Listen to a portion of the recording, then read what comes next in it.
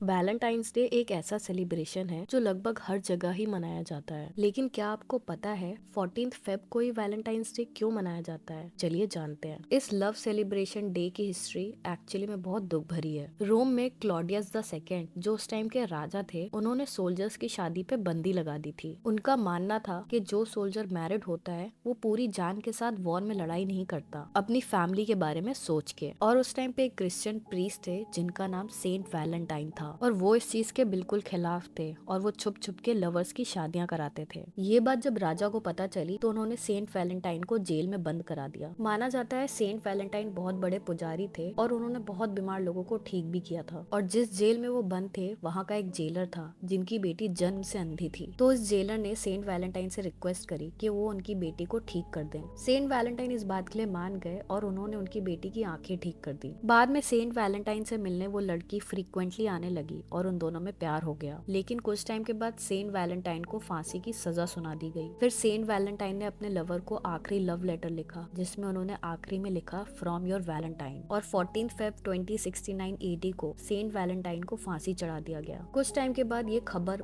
बहुत वायरल हो गई और सेंट वैलेंटाइन को याद करने के लिए 14 फेब को लव सेलिब्रेट किया जाता है। Valentine's day is not just about gifts but about true love and courage.